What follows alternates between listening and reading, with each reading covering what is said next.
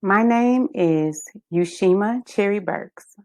I'm the author of Picking Up the Pieces to 100 Broken Promises and the author of the companion workbook to Picking Up the Pieces to 100 Broken Promises. My books are about learning how to show up for yourself and depending on God, even in those times when you feel alone. The Creator, whatever your higher power may be. It's about expectations and disappointment. It's about family and friendships and the different ways that they show up in your life and how to set boundaries and what to do when that relationship no longer fits within your life's script. It's about healing from interpersonal trauma and learning who you are, what you want for yourself. So often we become moms and wives and significant others, partners, teachers, therapists, and we take on the role of our titles. Some of my clients have no idea what it is that they like, how they like their eggs, or what their favorite meals are, because we tend to adapt and adjust to those around us. So this book helps you get to the root of who you are. Picking Up the Pieces to 100 Broken Promises was written in real time. It was actually pieces of my journals throughout the years, coupled with exercises from evidence-based practices that I utilize with my clients and Bible verses that helped me through the harder times. I was nervous about publishing my book because I was concerned about how my family would feel. I put it all out there, but I was raised to keep our business in our home and out of the streets. But I remember my dad telling me before he passed, he said, "Hun, if they wanted a different narrative, they should have treated you differently." I felt like that was fair, but I know I was objective in the way that I shared my story. I never want to show anyone in a bad light.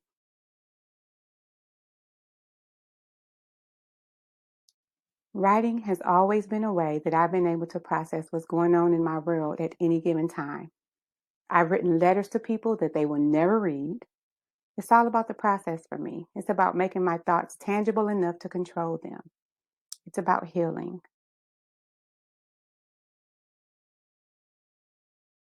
My biggest fear about publishing my book was receiving backlash about some of the choices that I made in my life. My story does not sugarcoat anything. It's about my decisions, my experiences, my mistakes. I talk about unfinished pregnancies, taking risky behaviors. Um, but honestly, I haven't received the negativity that I thought I would. Instead, my readers have been supportive because I've told their stories as well. And they were able to connect with me through our shared experiences, the good and the bad.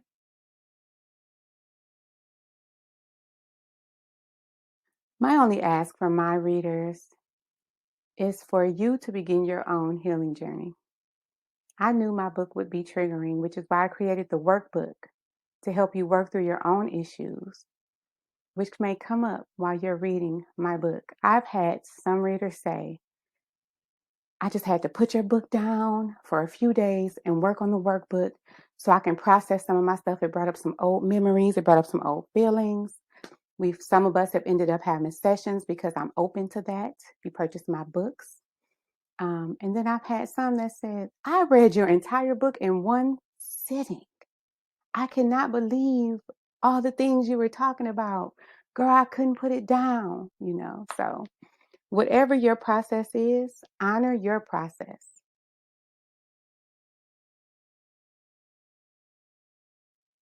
One takeaway from my book that I want readers to have is it doesn't matter who hurt you. Hear me out.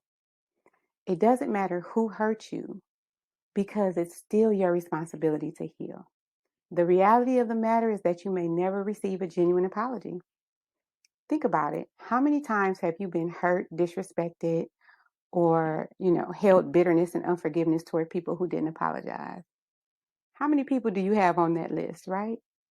That list can be very long, especially if you're waiting for them to come to you and apologize before you can forgive them.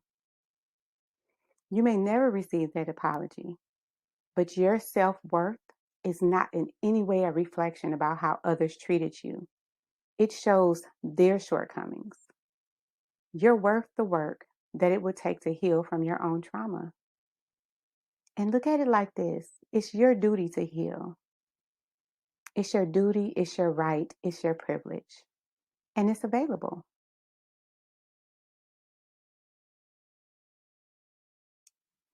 I've always been the one to show up for others. No one knew that I was broken and operating from a space of need and lacking, pain and strife, depression.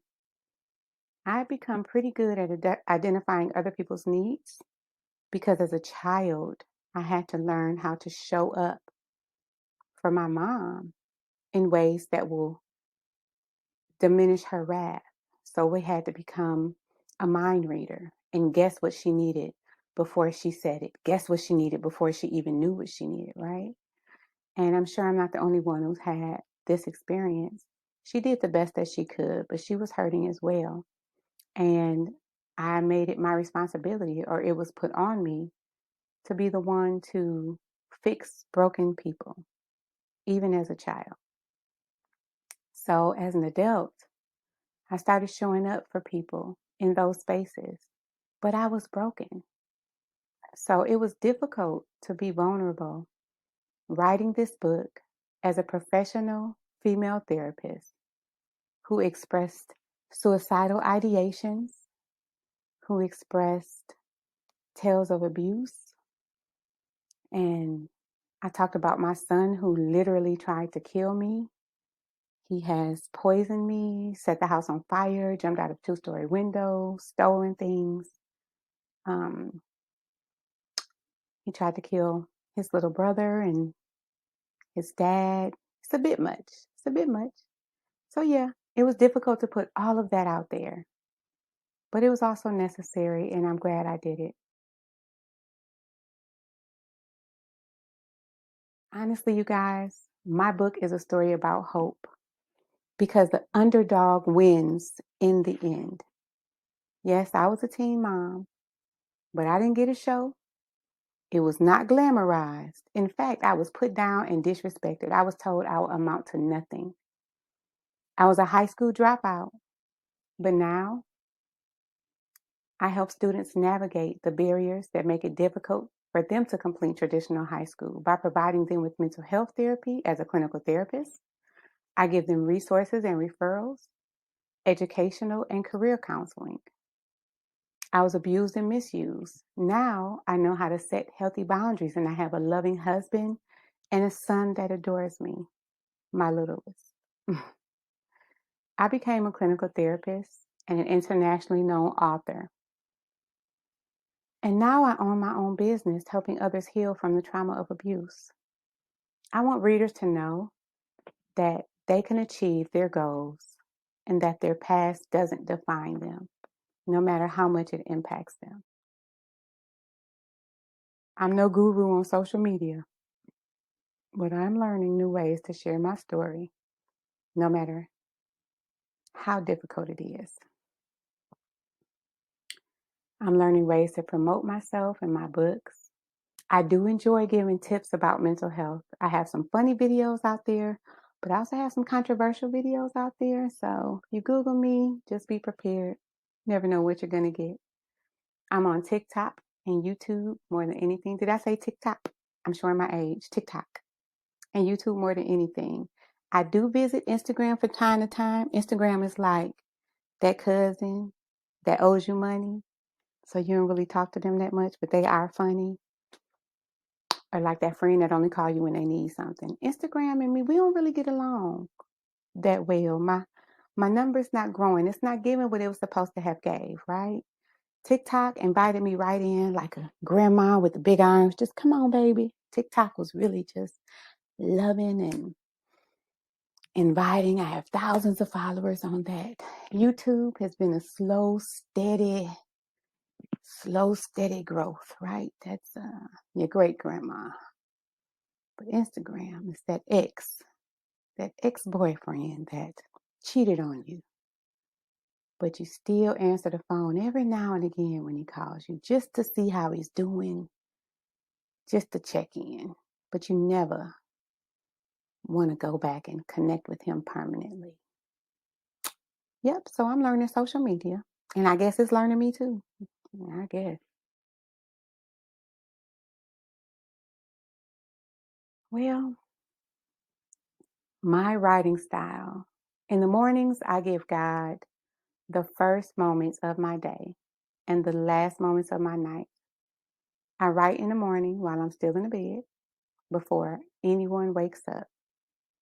I also keep notebooks and little pieces of paper and sticky notes all over my house. So when I have an idea, or if I need to jot something down, if I need to process something, I always have access to my lifeline, which is my paper and my pen.